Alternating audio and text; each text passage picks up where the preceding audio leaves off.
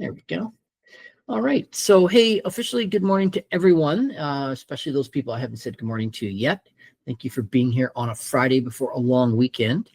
With that said, I'm going to try and get you out of here as early as I can, okay? So that means if this is your only class today, then you might be able to head out and start enjoying your weekend, all that kind of jazz, okay?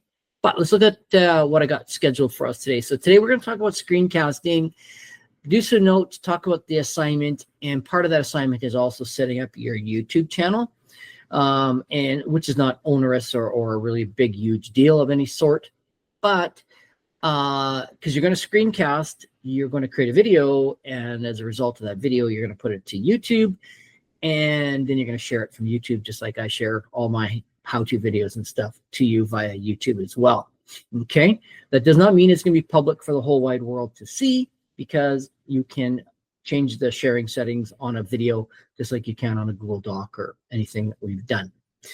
Okay, just also to remind you, there are no classes on Monday because it's Remembrance Day, and that we also have a quiz on the 13th. And bad news is that, yes, indeed, the final exam is on December 14th at 1900 hours. And for those of you who don't speak that language, at 7 p.m.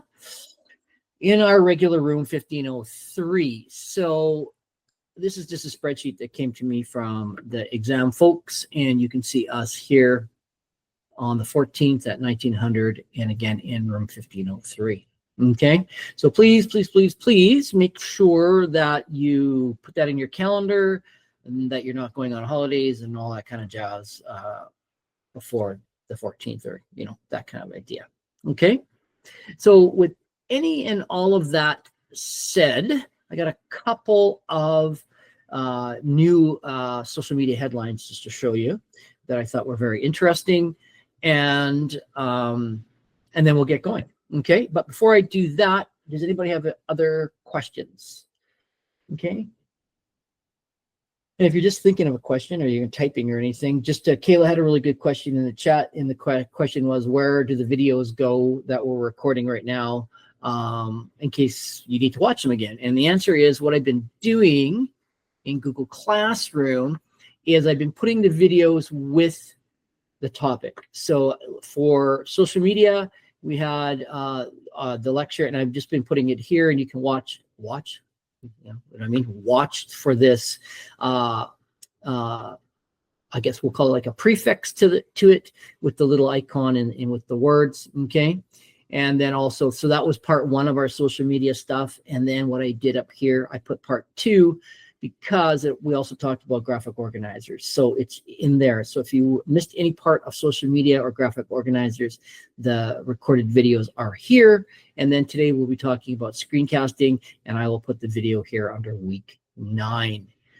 Also, today is the 8th, which is what's the word I'm looking for? Terrifying, that we are basically a month away from the end of classes. Okay, so just to keep you on track with that, just so you know. Sorry, I just got to do one thing. I got to turn the furnace off. It is smoking hot in here. Hold on for a sec. There you go. Okay. Nobody had any questions, so let's get started then. Let's look at these social media headlines. That's not the one I wanted you to look at. That's the one I wanted you to look at. So I don't know if you've ever followed the news around this whole topic, but the magazines, newspapers, and all of, you know, the publishers and things around Canada were complaining that Google and Facebook and all different kinds of companies make money because they poach the news off of the websites or wherever, and they put them into social media, and those news sources don't ever get paid. So anyways, interestingly enough, has been a lot of back and forth, including Google saying that they're going to pull, you know, pretty much everything out of Canada and all that jazz. And now they've kind of, you can see the Canadian government has given them a 5-year exemption. In the meantime, Google will pay, if you can read that, it's really small, $100 million. And then that will be disseminated out to the different news sources over the next 5 years. So, and then I don't know what's going to happen after that. Who knows? Google, you know, who knows? We don't even know.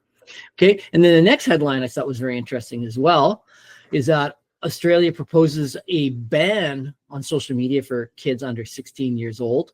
So we'll see how that goes, and how they might implement it. They might be the model for other countries in the world to do that.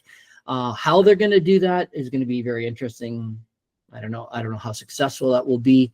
And then the other caveat on this was that if you're, I don't know, let's say 9 years old and you already have social media, before this ban comes in effect, you'll still be allowed to have it. So I don't know. It'll be interesting to see how that all unrolls or unravels. Okay. So anyways, just a couple of headlines that I thought were pretty interesting. So let's just switch back to Google Classroom. And hold on for 1 second. There we go. Okay, so again, there's all our stuff there. And let's go to a new page. So let's talk about screencasting. Let me write this down. Screen casting. Okay, so screencasting is literally taking whatever's on your screen and recording it and then posting it or sharing it in some way.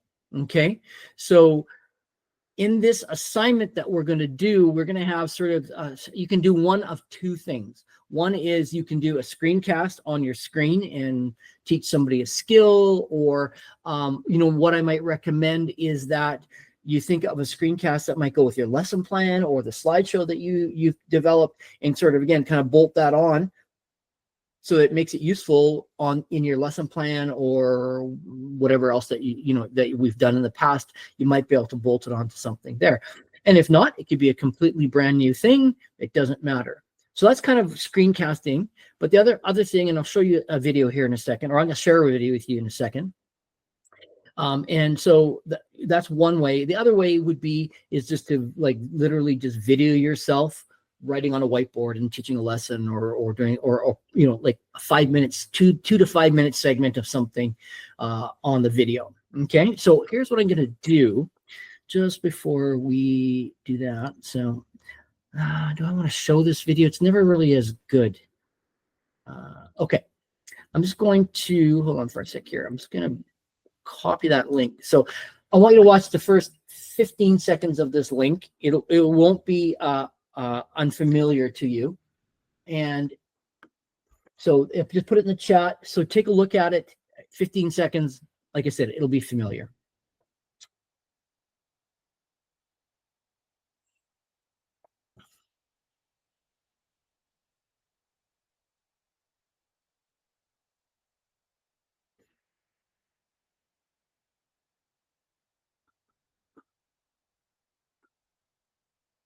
Okay, you can stop watching it now.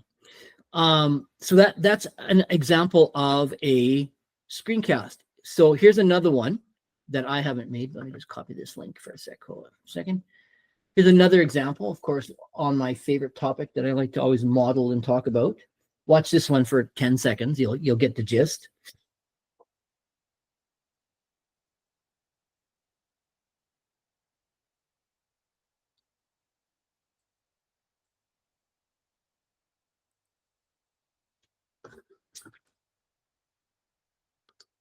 Okay, you can stop watching that one as well. And then here's one more link. This is one. So the first two obviously were screencasts of what's going on the screen. Here's an example of the whiteboard kind of idea. So watch that one for 10, 15 seconds. And just notice behind her, the whiteboard behind her. So she's going to do her demo or her modeling on a whiteboard.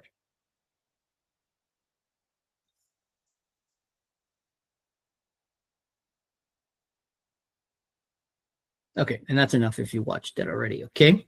So 3 examples of either screencasting in its truest form on a screen that you're working on, or like the lady with the whiteboard behind her. Whichever way you would like to do this, it doesn't matter to me, okay? And we'll talk more about that when we talk more about the assignment, okay? So let's just do some notes. And this will, none of this, certainly this first piece won't be a surprise to you, is that, let me just move my keyboard a little bit. There we go. I'll say, let's say according to research, Most people prefer videos. Oopsie. Let's try that again. That are 6 to 15 minutes long. Okay, and I don't think that's surprising, is that people prefer that. Okay, so you are going to be asked to make a video between about 2 to 5 minutes, 2 being the absolute minimum, 5 minutes being the maximum. And again, just from historically, there will be people that will be, I need a couple more minutes, or whatever. And yes, you can go over 5 minutes. Okay, how far can you go over the 5 minutes? Absolutely 10 minutes max. Okay, so for the assignment. And then of course, if you are actually, let me back. I'm going to say if you have video longer than 15 minutes, comma, break it up into, do I want to say chunks, segments? Either word, doesn't matter. I'll say segments. Okay, that would then be 15 minutes or longer. Now, pardon me, again, this is sort of what the experts say around this kind of idea. I kind of agree with them. I mean, that's just sort of what the practice is, and we know about chunking and all that jazz. We've learned about that. But I mean, it's a video, even like this video is going to be, it's going to be an hour long or however long it's going to be. You can scrub through it. And again, if you know what scrubbing is, when you take the little thing at the bottom of the video and you fast forward it or whatever, that's called scrubbing. And, you can scrub through to the parts that you want, right? So if it's more than 15 minutes, do you break the video up into, 3 different part 1, part 2, part 3?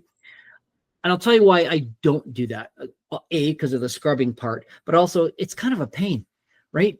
So unless you have software and you know what you're doing and all that jazz, how to split a video up and do things to it or edit a video, then it's a pain in the butt. So, and most teachers in the classroom, unless they're, tech geeks like me, they don't have time to learn all that stuff, right? So if you shot a video that was longer, again, kids can scrub through it and all that jazz. So, but let's go with the experts say, and again, 6 to 15 minutes. If it's longer than that, break it into chunks. Okay. And of course, you can make videos, and this is what you're going to do: videos on, I mean, really anything, but let's talk videos on specific topics. Sections. Or I'm just going to squeeze this in here, and I'll explain what I mean by this in a second. Sticky points. Okay. Topic sections or sticky points. Okay. So what sticky points are those things that I'll just put this up here. You'll have room in your notes. Things that that your students are going to struggle with, right? And we could use long division as an example, right? Is that, in the past, when I've taught this math into this age group of kids, and it's about long division, they have struggled with it, and they struggle with it year to year to year to year. So you know what? Make a video on it, or make videos on it, and so that they can watch them on your YouTube channel, and they can watch them again anywhere, anytime, all that jazz. And they can keep watching you do it over and over and over again. They can scrub back and forth at their own pace. And because you don't have time for that in class, right? You don't have time to explain, that one topic or that one concept 20 times, because you've got to move on with the curriculum and all of that kind of jazz. So these videos are really helpful for your students outside, especially outside of the classroom, or even inside, right? You're busy working on a project, or you're working with a group of kids, and students are like, I don't understand how to do this. Well, go to my YouTube channel. The video is called How to Long Divide, and watch it. And then if you've got questions after that, come see me, kind of idea. So there's lots of purposes and lots of uses for these for us. Okay. All right. Let's add a new page here. So the next little topic or little heading is like personalize. Oh, your online presence. I just want to back up in one sec, Joe. So we'll say one more thing about the sticky points. Personalize your online presence. Okay, I just want to go back for one sec. So on these sticky points or on these, the things that kids are going to struggle with, the video, again, the research is super clear on this, is the videos or kids accept the videos or are more willing to watch the videos if it's you, right? Because they know you, they trust you, all of that kind of jazz. And so all the experts say that when you make these helper videos or these how-to videos or you screencast something, you should be the person that they hear and see because you've already got the relationship with them. And like I said, they trust you. Okay, so that's really important to think about. So again, personalize your online presence. When we're talking about digital citizenship and social media, we said that if people search you, you want to have a positive online presence. Well, what a great way, and what great evidence for you to show a potential employer saying, well, do we even know that Brad knows how to teach? Well, you know what? Here's my e-portfolio, or here's my website, or here's my YouTube channel. Here's a few videos of me in action doing my thing, right? And nothing speaks louder than a video, right? So they're important for us in a lot of different reasons, okay? So when you personalize your online presence, it can help you connect with students. Okay, so that's one important thing, and I've kind of already said that. Okay, you could not even be a grade or topic specific video. It could just be, hey, welcome to Mr. McDee's grade 3 class. I'm looking forward to, like an intro video that the kids could watch before they come to school in September. It could be that parents watch, anything like that. So again, it helps you. It helps.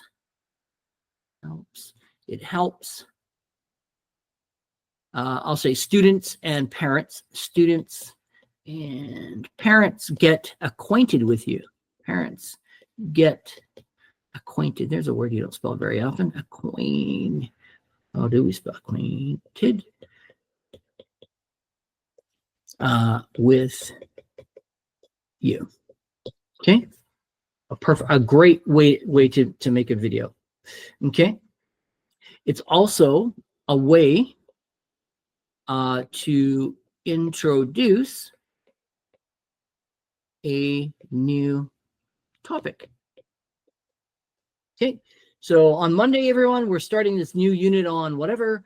Over the weekend, here's what I'd like you to do. I'd like you to watch this video and come to class on Monday, blah, blah, blah. Okay, that kind of idea. So it can introduce a topic. It could be from week to week. It could be month to month. It could be almost anything. Okay. It also is a great way. How do I want to word this? I'll say a great way to flip. I'm going to put this in with a capital. Flip lesson. Okay. And if you know anything about flipped classrooms, and you may or may not, here, let me just pull my notes over to the other screen. Hold on for 1 second. I just want to show you this diagram or this image. Okay, so when we talk about flipping a classroom, what we're doing is we're talking about doing things really differently than non-traditional. So let me just, I'm just going to make a new page here, and I'm going to show you, right? The typical cycle that we have is that we teach, and then we assign homework, right? And so, and this is in class, we'll say face-to-face, and this is, let's say, independently. Okay, so that's the typical cycle. Blah blah blah. Here's your homework, everyone. Okay. Well, when we flip a classroom, we actually kind of do it the other way. So face-to-face, and I'm just going to say in class. When we flip a classroom, so this teaching component. So what happens is that the teaching component happens at home, and usually, via a video or videos. It can be a video or numerous videos. So what students do is, instead of you spending your class time yakking about whatever topic it is that you want to yak about, the students get that via a video at home. Okay. Now there's other things that are attached to them. And if we have time, we'll talk about something called a hyperdoc. Okay. If we don't, then we're not going to worry about it. But you can also attach these hyperdocs. So again, what students are doing at home is they're doing the learning part, which they would normally do in school. And then when they come to school, they're actually going to do their homework, right? Think of that as a concept. Anytime you've ever struggled at the kitchen table or in your bedroom or whatever with homework, and it's like, man, I don't remember how to do this, blah, blah, blah. Well, could you imagine if you had a video to show you how to do it? Or if you had the teacher right there to help you anytime you needed help, right? So if we move the teaching part to home and we bring the homework part to school, which I guess we'd call schoolwork instead of homework, it's a really powerful way. And the research is really, really clear about higher achievement, more motivation, and a whole bunch of different things that go with being successful, right? Because success breeds confidence and all that kind of stuff. And not only are they coming to the school to do their homework with you, it frees you up, because there's going to be a bunch of kids that get it and they can work on their own on a project or whatever. And those kids or kids that are struggling, you can do small group or individual instruction, which is exactly what you want to try to do every day anyways. So anyways, that's all about just a little thing about flipping the classroom. Let me just grab that again. So again, here, right before, students participate in class activities, right? In class, students practice applying concepts with feedback, and then after, students check their understanding. So anyways, it's a really interesting concept, but it's one that would take time for parents and students to get used to. And we're not going to do lecture on flipped classrooms, but it's pretty easy. Here's another diagram that might help you as well, right? At school, right, traditionally you get the lecture and you get assigned homework, right? And then what happens is you complete the homework or not, right? And there's lots of reasons why homework doesn't get completed, but that's okay. But then if we flip, what happens first is you watch the videos at home, or you listen to a podcast, or you complete some type of work or assessment based on what's going to go on at home. And then again, like I said, you do your schoolwork or your homework at the school with the teacher, can then offer either small group or one-on-one help. So it's really helpful that way. But it's a completely different mindset on what we do every day currently. Okay. So let me just bring this back up here for a second here. Right. So if we've got that, I'll just say versus here. Let's just draw a little line. And so again, with flip, and so we're still talking about flipped classrooms a little bit here, is that students spend time in class working on higher order thinking skills, right? And of course, when we talk about blooms and all that jazz, that's exactly where we want them, right? So again, and when we talk about higher order thinking skills, this can be sort of practical, that's the word I want to use. I'll say applications instead of assignments, whatever. Applications. This is group projects. Or I'll say individual instruction. Okay. All right. Also thinking about these videos again. Okay, does anybody need more time? No? Okay. All right. So another thing too is these videos can help when the teacher is absent, right? Whether it be bad weather, whether you're sick, whether you got a bum knee, right? Or whatever, you can use these videos when you're absent, right? So also think about for the sub, right? In your lesson plan is play, a link in your lesson plan, play this video before you start long division. And you play it, and there's you on the screen, on the TV. Woohoo, there's Mr. McDermott, and he's talking about this and that and whatever else. And you could use that in your classroom. So what an awesome way. Or just even a quick video saying, hey everyone, sorry I can't be here today for whatever reason, and I want you to make sure that you help miss whoever, Mr. whoever, have a great day, and you do a little pep talk video kind of idea, right? So again, students can or you can connect to your students even when you're not actually physically present. Okay. Also, and I've used this before, and it's so powerful, and I wish I could do it in all my classes, but even think of this class. I've got over 70 students. I've got, then I got 70 assignments. I've got 70 everything, right? So, but it's also really powerful. So here I'm going to go, videos are powerful assessment tools.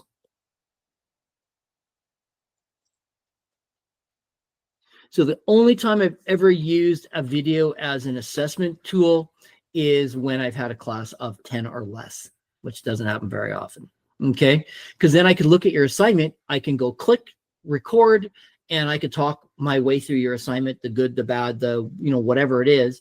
And so, again, it's like having the teacher sitting next to you saying, here, let's talk about your, your essay or whatever. And you're right there with the teacher. So it's a really great assessment tool when you're grading or marking students' work. Okay. And it's a time saver.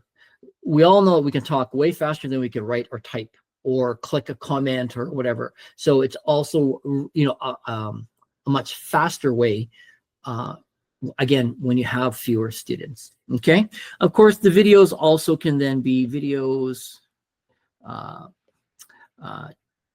can teach hands-on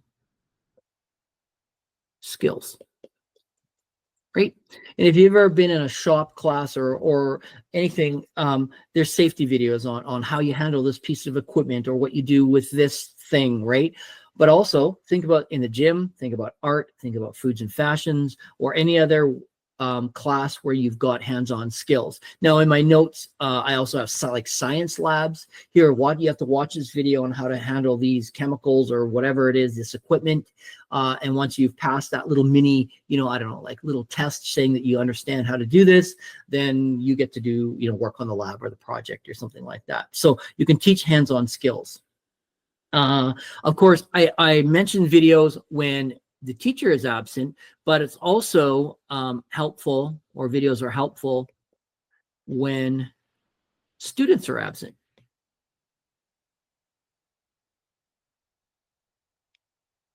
Right? And kids are absent for a variety of reasons, just like us, whether we're sick, whether the buses aren't running, or whether, parents decided to go on a 2-week vacation in the middle of January or something like that. So again, it allows for our anywhere, anytime, any place scenario. And again, kids can watch those videos over and over and over again. And so that when they come back to class or to school, whenever, for whatever reason they're absent, they're not behind, and you're not spending times at lunches or after school or whatever, trying to catch them up on the work. Right? So they can be helpful in keeping kids up to speed when they're not in class. Okay. Now, this is all about us. What about, we can also have students create their own videos. Right? And it could be of anything, explaining a topic, showing their understanding, that kind of idea. And so it lends itself to my thing that I always like to say is, why do we always have to write a paper, right? Why can't I show you what I know in a different way? So a video could be an awesome way to do that. And of course, obviously a drama class or something like that, it fits perfectly with videos. But again, it could be a student or a couple of students. You're my partner and you're videoing me while I'm doing my thing, and then I video you while you're demonstrating your understanding, and that's our assessment, right? And again, no worksheets, no test, no essays, but I can shoot a video and show you what's going on. Okay, so again, so recorded videos are, I'm going to say, excellent study, and I'm going to go / but I don't have enough room, review, I'll say resources, right? So perfect, right? We got a big test coming up. There's some videos on some topics that McDermott gave us. I'm going to watch these videos because they're only 5 minutes or longer or whatever, or less, hopefully, right? And I can watch that because I can't remember how to do this particular skill, right? So giving students, and here, one of the things that we give students is ownership or empowerment, right? Just like you, right? And I'll just write up here in the corner, what percent out of 100, what percent do you think that college age students, university age students, polytechnic age students what percent do you think they're responsible for their learning? What do you think? Is it 10%, 50%? Somebody give me a number in the chat. What do you think? Kayla says 100. Cody says 15. All right. Well, we're kind of getting there. It's around 90%. So 90% of what you learn in college or university is you, right? It's you doing the homework, the assignments, the readings, watching the videos, whatever it is. And 10% is from people like me. So again, we're giving you the ownership of your learning, and we're empowering you to learn this stuff to be a good teacher, that kind of idea, right? So really important skills. So again, research shows that 86% of students,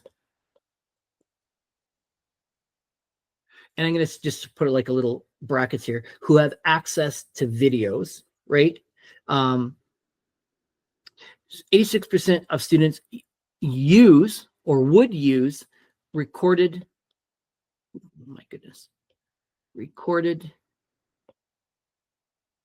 I'll say lectures.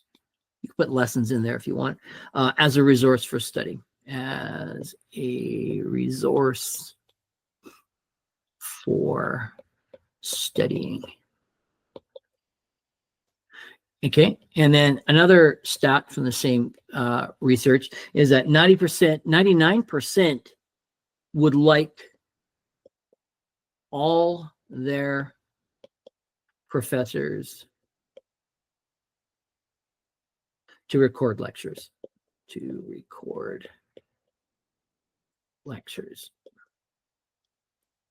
Okay. All right. And so also with these videos, a couple of rules that I have, right, is no passive video watching. Okay. If I'm taking the time to create a video on whatever topic it is for whatever purpose that I make in the video, this is not a Cineplex, feature that you're gonna have popcorn and an expensive drink, right? That there's no passive video watching. Get them to do something, even if it's those pop-up questions or whatever it is, even 3 or 4 questions, right? To ensure that they have watched it, or as many students as you can to watch the video. Again, no matter what kind of homework you give students, there's always going to be students that come unprepared or not doing the homework, again, for a variety of reasons. Okay. And of course, we could talk about barriers. What if we have low speed internet, or what if we don't have internet at all? How am I supposed to watch these videos? There's lots of ways around that too, but we won't get into those right now. So no passive video watching. Okay. And then just as sort of as a little secondary rule here is, and we already had this, but I'll just kind of my own little rule. No videos longer than 10 minutes. No videos longer than 10 minutes, right? And if you think 10 minutes, how many long division questions could I demonstrate in 10 minutes? A lot, right? So again, you show them a couple this kind, a couple with remainders, you know, and show a couple different scenarios. You could easily do that in a couple of minutes. Okay. So a couple of rules to remember is that there's no passive video watching unless it's something fun, right? Unless it's just something to set up as an anticipatory set to get them laughing or whatever. That's fine. But if it's meant to teach, then there should be no passive video watching. Okay. So try, again, if you're trying to teach a concept, try to make, I'm going to say them interactive, them being the videos, interactive. Okay. Try to make them interactive. And again, if you don't have access to Google Classroom, then one other option is this thing called Edpuzzle. And that's what I used to use before Google Classroom let you do the pop-up questions. So this company or whatever were the first that I knew of that came up with pop-up questions. There's also other software that you can use. Let's see if on my screen you can see it here. Right here. This little piece of software right here is called Camtasia.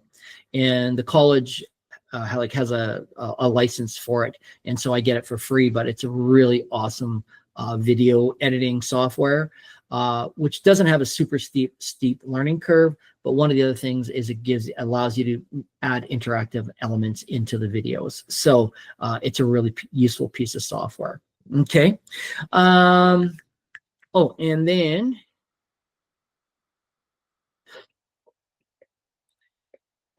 we'll just right here is that students, I'm going to say can learn in real time. Okay, as well. Almost like it is a conversation. Okay, all right. And so with Edpuzzle, also here is you can see who's engaged or not, right? Or who gets it or not, right? And I won't show you because it has people's marks on it, but right when we watch these videos, okay, and I go here and I just see who's, I think everybody did really well anyway. So I'm going to show you people's grades, right? But what it does right here on Class Insights is it shows you who got what, okay? And often with scores, right? It tells you here. Now there's two answers that I had to mark manually, so you don't get the marks there.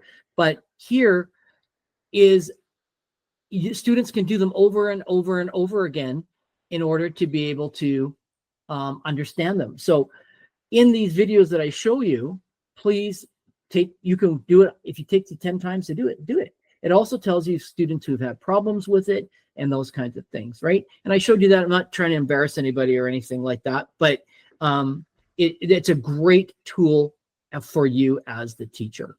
Okay. All right. I am going to go plus here. Oopsie, plus here. Sorry, my bad. And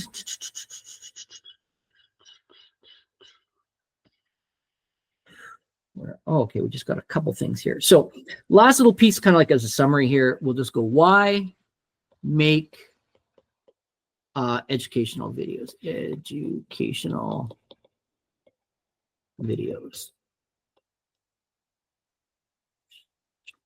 Okay, number one is you can flip a classroom. Okay, is that you can flip your class, or again, the experts say, or you can flip just a lesson, right? Again, here's a lesson on I'm going to teach this lesson on long division today. I know that historically kids have problems with this, so I've got a couple videos on my YouTube channel that kids can watch, that kind of idea. And of course, the links to those videos can be in my Google Classroom. It can be in a Google Doc. It can be wherever kids can access them. So I can do that flipping, right? So again, this is game-changing, cutting-edge teaching, okay? Number two is it saves time, right? Instead of me explaining the concept to you 32 times, here's the link to the video, go watch it. If you still have questions after the video or videos, then come back and talk to me, right? So it can help you save time. And then once you have, think of this, I make this video on long division. Is it going to change from year to year? No, I have that video pretty much forever. So I can just keep using it and reusing it from year to year, class to class, unless something changes in long division that, is going to be, mind blowing, right? Again, we can also use it to observe, or we'll use the word critique. Okay. So again, you can video yourself. And when you make these videos, either again, the screencast or the whiteboard behind you kind of video, it's a way to critique yourself, right? So, oh my God, I didn't know I did that when I was standing up in front of the class, talking to them or teaching, right? So it gives you a great platform for self-reflection or self-evaluation, but not only of you, but also could be of your students, right? For them watching their own videos. Okay.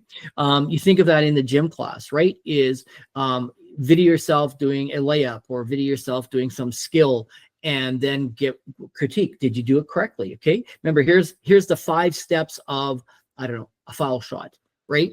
Did you have all of those steps in your video? And so it's a great way to not only give feedback, but it's also corrective and leads to, better skill attainment, that kind of stuff. Okay. Number 4 is, again, keeping absent students up to date.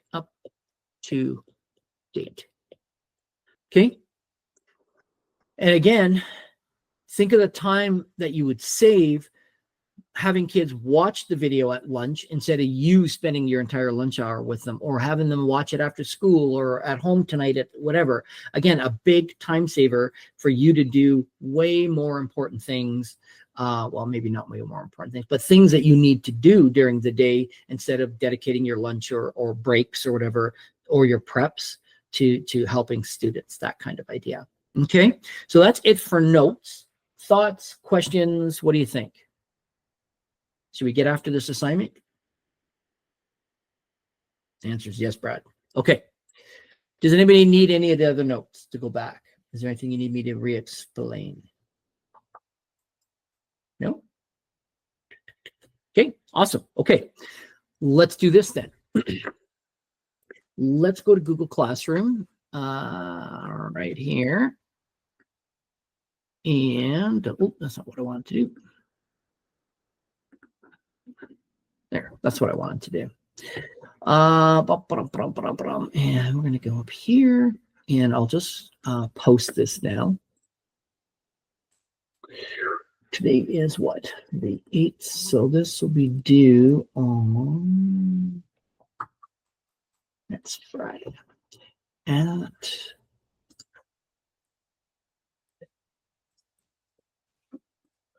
Okay. All right. So a couple things.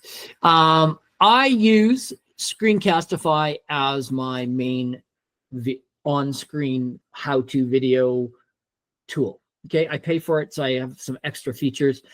I also have it up here as an extension, so that when I click on that extension, and you can use whatever software you want. It doesn't matter to me, really. Okay. It gives me, you can see it's recognizing me talking. I don't have my webcam on, but there it is now, as in a circle. There I am talking.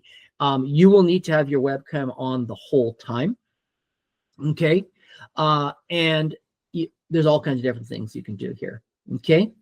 And again, I would say whichever way you're going to go about it, that you do the full screen. But also, I would say that if you have notifications popping up on your screen, from time to time is that while you're doing the recording, at least, is that you turn those off. Okay. Or if you're like me right now teaching online, that you turn those notifications off so that your students don't see notifications maybe that they shouldn't be seeing. Okay. And then really for me to start a screencast right now, or to record what's going on, I would just simply press record. Okay. So Screencastify is one tool that you can use. And just to show you here, something here is, well, there we go, is I've used it a lot. Okay. And that's just page one. So it's a super awesome, helpful tool. But again, you can use Screencastify. You can use any other tool that you find out there that could record your screen. It doesn't matter to me. If you're on a Chromebook, yeah, there'll be two kinds of screencasting in a second here, right? So you can do that screencasting, again, capturing what's on the screen, and what software you choose is really up to you. I use Screencastify. I've tried Screencast-O-Matic and a few others, but Screencastify is probably, well, I don't know, the easiest to learn, okay? Because there's not really much to it, okay? If you are going to be a person who's going to do the behind you record on a whiteboard, then you're going to need either your laptop camera, your phone camera, your tablet camera, or you might need somebody to be there to video you doing that. So you might need a partner. Again, not the end of the world. It just adds a different layer to how to complete the assignment. And it doesn't really matter. What I really want you to I want you to be on screen teaching a K-12 topic, subject, grade. Okay. And again, it's powerful evidence to show a future employer that you know what you're doing. And not only can I teach in the classroom, but here's some other skills that I have. So I think it's important, right?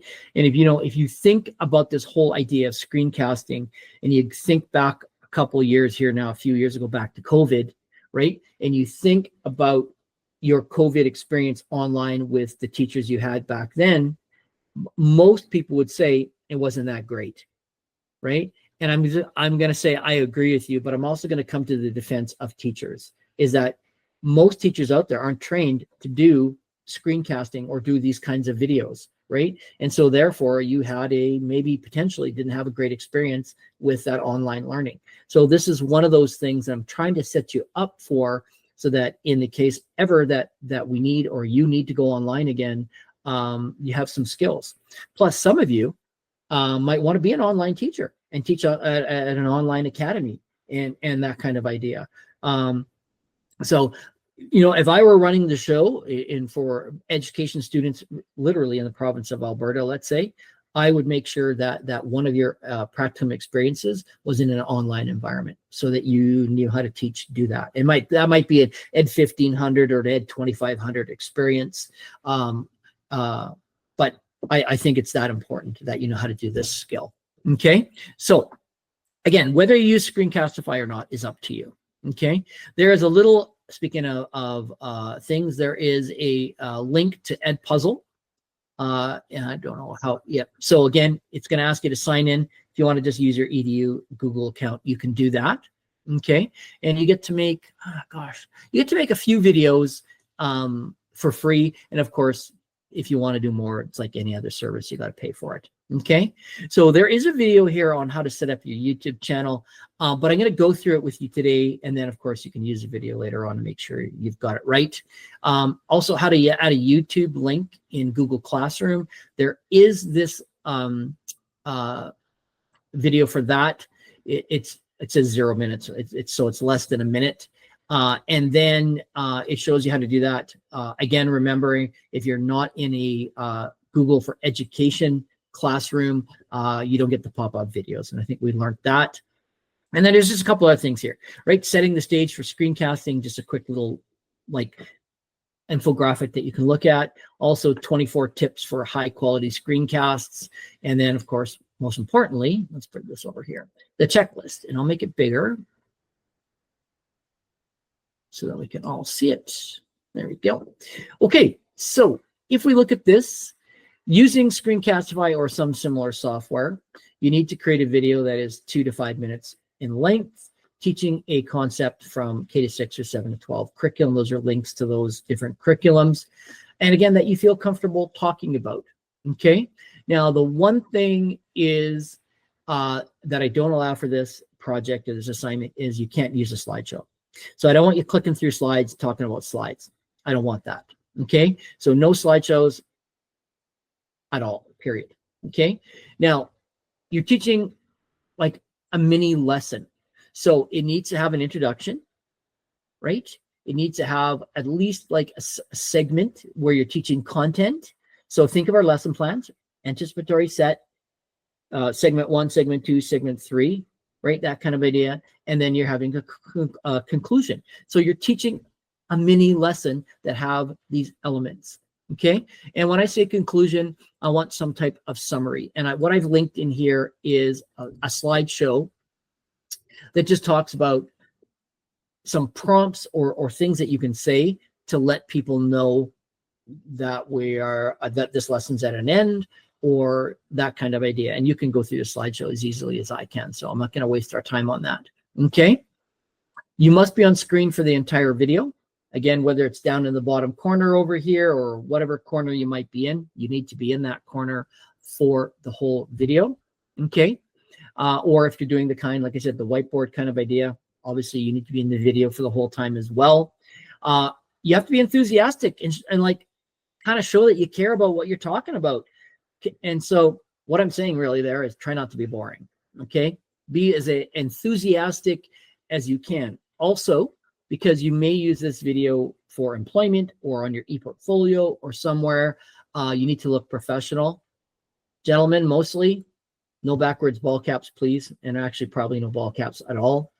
Okay, that kind of idea. So again, we want to look professional. I'm not saying you need to dress up and put a tie on and all that jazz, or ladies dress up and that kind of idea. But I'm saying you need to look kind of professional. Okay, and again, you can include this in your e-portfolio if you want at some point. Okay, you use some type of instructional aid, whether it's, I don't know, what do I got here, right? Oh, here's my little pin, right? Here's my little Bigfoot pin, right? So you need to use something that's in your hands that you're showing. Okay, if you're doing the video of a whiteboard, you've got the pen, you've got your, you're drawing on the board. So you'll figure it out depending on what you are doing. Okay. Choose a highlight cursor option. And what I mean is that as you move around the screen, especially if you're doing a screencast, that people can follow kind of where you're at. Okay. Because of this is Google Classroom, it doesn't really give you that option, but there is one thing. Let me just see if I can bring it up in Google Classroom. I always turn it off. Darn it. Hold on for 1 second. Is it under settings? No. There is oh, it's right here. It's just black. I couldn't see it. And right. So this is kind of cool. Is you can use this in Google Classroom. Right. So I want everybody's attention right here. Right. Here's another cool one. This is the one that I would use. Right. All right. Your video, the content in your video is correct. Right. Because you never know. Parents might be watching this. Right. But watch this one. It's an invisible link. I like that one. So anyhow, you can use tools like that. Is kind of what I'm getting at. You need to be able to hear you. Okay. So when you post your video, before you post it onto your YouTube channel, listen to it. You only have to listen to it for 20 seconds to make sure your voice is nice and loud. So make sure that you're recording in a place that's quiet. If you've got headphones or a microphone type of setup, I would recommend that you at least try using that to see whether the quality of your sound is better just like this, or if it's better with your headphones on. I actually have a microphone right here just off screen that you can't see. So hopefully my voice is good that way. Okay. But you need to be able to hear it, right? Every single term, I have students that turn in videos that either I can't hear them, right? Or for some reason, their microphone wasn't actually recording their voice. So you've got this person on screen, but you can't hear a single thing that they're saying. So you need to make sure that you check the voice thing. The other one that I don't have on here, but I'm going to mention is do not sit with your back to a bright window, because what that makes you is a silhouette, a blob, or whatever. I can't see you. If you do that, I'm going to just say I'm not going to accept your video. Okay. So I'm sitting in front of a window that kind of lights me up a little bit because it's natural light. But if you sit with your back to a bright window, you are just going to be a silhouette, and that is not useful. Okay. So I want you to make sure you don't do that as well. Also, you speak with conviction, like you actually know what you're talking about, right? It doesn't take very long for when someone's talking, you can tell that they're BSing you, right? So, or they don't really know what they're talking about. So make sure that you know what you're talking about, okay? Even if you want, take the lesson plan that you created and teach a part of that lesson, right? Or sort of try to condense it a little bit so that you can teach it within the time frame that we've talked about. So make sure that you know what you're talking about. Okay, pace your lesson so it's suitable to your audience or to the grade. Obviously, you're adults.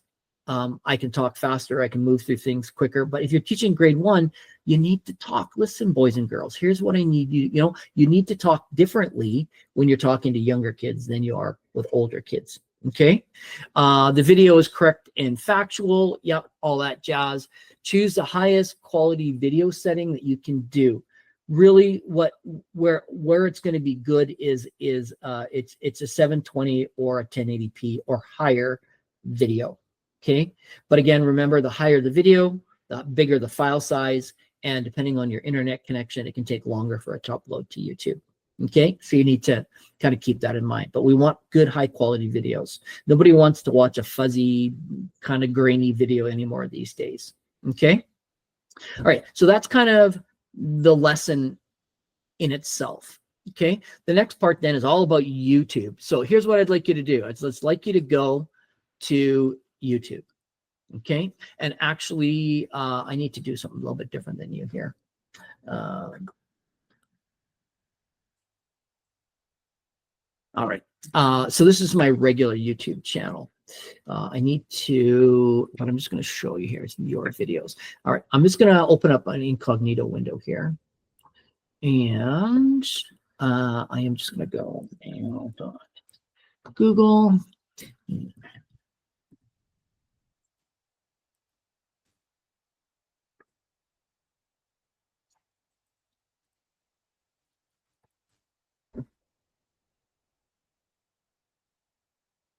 All right. Okay, so as a student, this is my YouTube channel as a student. Or if I were to go here, does it have anything come up? I don't know if anything's coming up. Doesn't matter. Okay, what you're mostly interested is right now is over here. And so what you want to do, if you've got it, you want to get to YouTube Studio. Okay, and you can also go to settings, but let's go to Studio first and see what we've got here. So we've got that option. The other option up here is to go to your channel, okay, which then looks like this. Actually, maybe that's what we should do. Come up here and say, go view your channel, okay? And then there's a few things that you can do here, okay? Obviously, you've got the name and all that jazz, but let's click Customize Channel.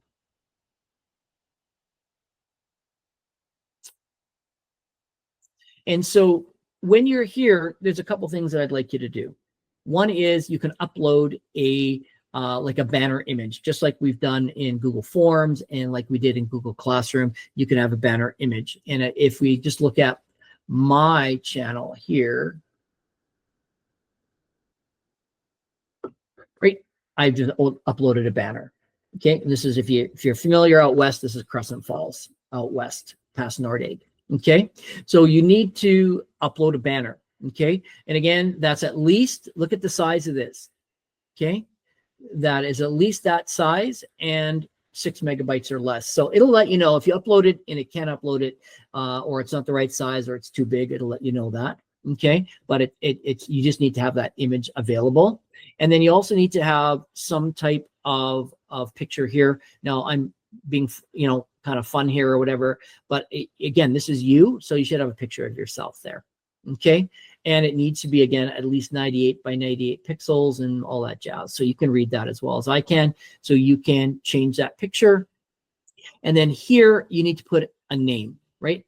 Mr. McDee's grade 5 class or something like that. Okay. The other thing you can do is you can choose a handle.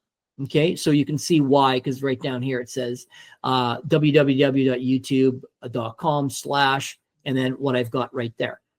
Okay. So again, an appropriate thing. And then beyond that, I mean, you could put a description of your channel. This is like something like this. This is the official channel of Mr. McDermott's grade 5 class, that kind of idea, something like that. So just a little description. And then the rest of the stuff, you don't have to worry about. Okay. So then if we go to the home tab for a sec here, there's really nothing that I want you to do. You can turn this on, and then there's some things that you can do there, but you don't really need to worry about that. Okay, so I just want to go back to profile. So I'm just going to upload a picture just real quick, just to show you what I mean here. Pictures. Let's put, how about this one? All right, so you can see what you get here, right? So you can resize it and play around with it if you want. It's not even, this one's not going to work good, but I'm just going to leave it like that. So I'm going to go like so, and then you can see that it populates that. And then again, I'm going to, once you make changes here, you're going to have to go publish. And then right now you can view the channel. Oh, it's not going to show me that because I didn't publish it. Sorry. So, and that's okay. But I don't want to publish it because I use this from term to term. So you need to set up your YouTube channel like this. Okay. Now, a couple other things that I want to show you here. Let me just go back to the checklist. So you're going to eventually upload your video to the YouTube channel. So depending on how you're recording it, some things allow you to directly upload it to YouTube from the app. Let's say I'm just using my camera on my iPhone. You can directly upload it. You can save the file and then upload the saved file. So there's lots of different things that you can do. Okay, but I'm just going to walk you through that on my YouTube channel. So, okay, so I'm just going to go here, and I am, oh my goodness, hold on for 1 sec. If you have a video, and I do, let me just show you what I want here for 1 sec.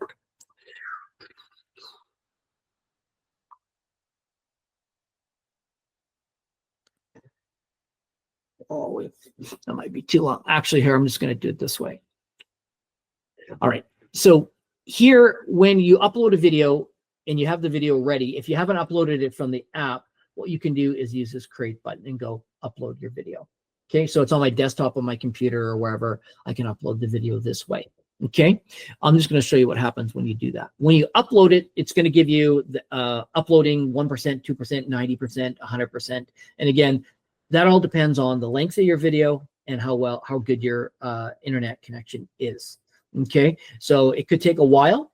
And then once it's uploaded, or during the process of uploading, I usually come here and I play around with these settings. So here's what you're going to need to do. So first things first, you're going to notice as soon as it starts uploading, it's going to give you a URL for your YouTube video. And you can copy that, and that's what you're going to end up putting in Google Classroom. Okay, you can also see that my video quality is HD. And how can you check that? Let me just go to this video and show you, right? I'm sure you all know this, but I'm just going to show you. Is you can go here and go quality, and it'll show you your quality. Again, I would like you to shoot for 720 or 1080 is even better. And then it gives whatever's on screen here, it gives you a much better quality video if you have it at those settings. Okay, then here, the next step in the checklist is to give this a title, okay, for the video. So it might be long division with Mr. McD, okay, a description, right? Here's a quick review of how to do long division with and without remainders, blah, blah, blah, blah, blah. You need a couple of different sentences. Also in this description, I'm just going to enter a couple times, you're going to need to put in whatever outcome that video satisfies. Okay. And so the same way that you cited it in your lesson plan, whether you're K to 6 or 7 to 12, you will need to cite it in here. Okay. So I want you to make sure that, again, that you know that you're actually teaching something that you should be teaching in the classroom. Okay. The next option down that you'll have is a thumbnail. Now, I use the same thumbnail for all my videos so that it's, I guess, kind of a way in my trademark or whatever. But yeah, I want to discard changes. Is that all my videos have the same starting screen. Okay. If you don't do that, and you don't have to, it will give you a couple other thumbnails along this where it's blank, and you can choose from something from the video. But it usually ends up being something that looks like this, and it's not really super useful, right? On my iPad, you know, it's usually just something like that. It's like a snapshot of part of the video, and that may or may not be useful. So you need to decide that for yourself. I usually put, like I said, the same picture over and over again. Okay. You can create a playlist, and I've got several. Okay. And you can call it, you know, math or science or social or phys ed or whatever you want to call it. But you can make a playlist and then add it to that playlist. Okay. Make sure that you do that. And then down here, what we're going to do for this assignment is we're going to say, no, it's not made for kids. If you say it's made for kids, there's a few extra hoops you got to jump through, but we're going to say no. Okay. And then we need to go to show more down here. And once you go down to show more, it's going to give you this stuff. Is it a paid promotion? The answer is no. So you don't have to check that box on. And just as a little aside, you cannot charge your students money for tutoring or things like that. Okay, it's actually against the law. It's against the School Act or the Education Act.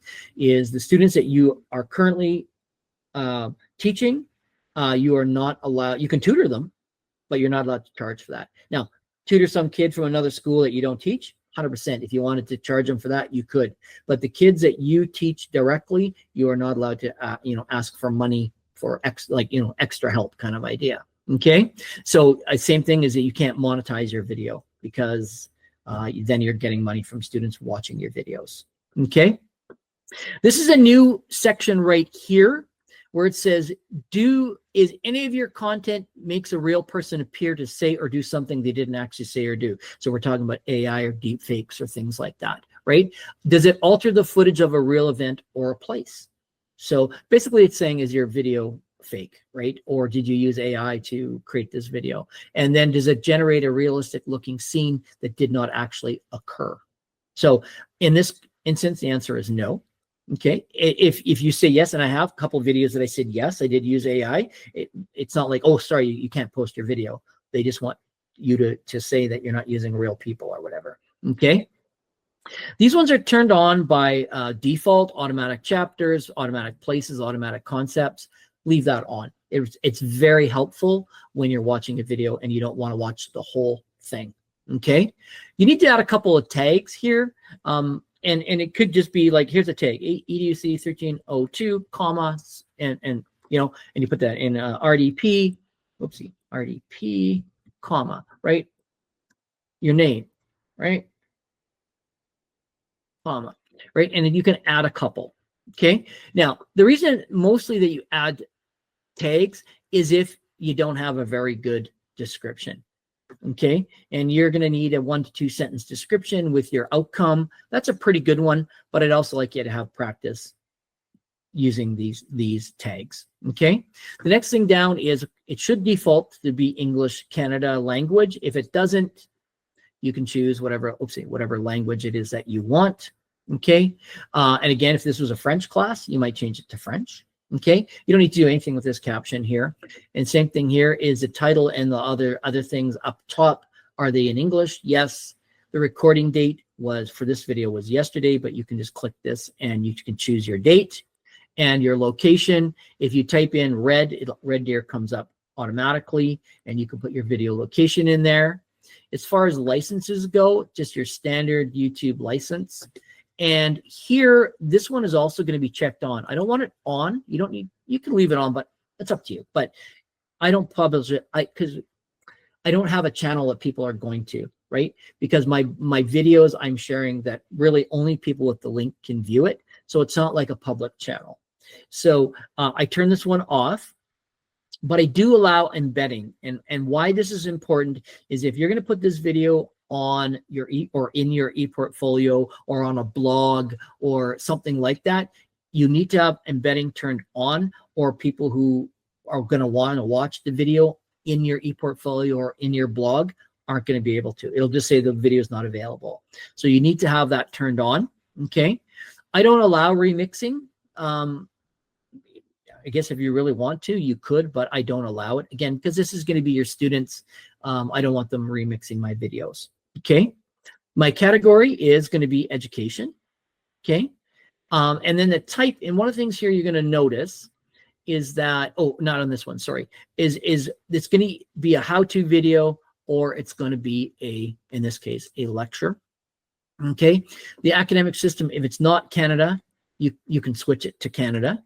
Okay. This is the one here that I want to mention, is you're going to see that all these ones are grayed out all the way to grade 7. That's because you said the video was not made for kids. So so if you are K to 7, then you can go beginner, intermediate, or advanced, whatever one of those you choose. Okay. And then of course, here, if you are grade 8 or beyond, you've got those choices. And of course, for us, I set ours to tertiary education, which is just a big fancy word for post-secondary. Okay. Oops. Tertiary, there we go. Don't have to fill this one in. Okay. Do I allow comments and ratings? I don't, and neither do you. And am I worried about how many people like my videos? Not necessarily. I kind of have a captive audience. Okay. So once you make those changes, you'll need to come back sort of up to the top here, and you'll just need to make sure, and it should do this automatically, but you need to make sure that your video is unlisted. Of course, if it's private, no one can see it but you. But if you wanted to make it public, knock yourself out. You most definitely can make it public if you want. Okay. But unlisted is probably the best setting. Okay. And then all these other ones you don't have to worry about. And then of course, before I hit save, or I can hit save now, but I want to make sure that I copy that link, right? And then I can just say save when I make those changes. And then you're good to go. Your video is posted on YouTube. After you go through the 1%, 2%, 3% uploading, it'll also say processing after that. Because then what it's looking for is copyrighted material, inappropriate things, et cetera, et cetera. So, and then it'll eventually have your video up here. And again, it should say unlisted. Of course, you can change it again if you want, all that jazz. Okay. So let's go back to the checklist. So that basically takes us through all of this. So we've talked about that.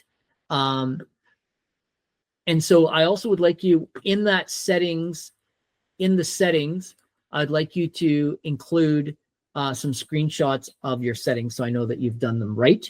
And of course, if you have any questions, you can. Again, using an appropriate thumbnail. You created playlist, not made for kids. We've done note that you don't have any AI in there. You've got your tags. I think of all of this. Yeah, I think that's it. And then you need to share your link with me in Google Classroom under using, of course, the assignment tool. And you can just post your link in the private comment. Okay. And then, of course, there is a wow factor for this one as well. I think this is an awesome one to have a wow factor in, is here's all the things that everybody's going to do, but what are you going to do, say, whatever, to make it even better? So there's these marks available. Okay. So thoughts, should we use our personal email to make the channel? Well, I guess that's a really good question. It's totally up to you, I guess. You can, it's going to be a YouTube video, so it doesn't really matter. It's when I click the link, it's going to just take me to YouTube, right? You know, this kind of idea. It's going to take me to YouTube, and I'm going to see your video. Okay. So, if you want to use your personal account, you can. I would say either. It's up to you. Okay. Good question. All right. Any other questions about this?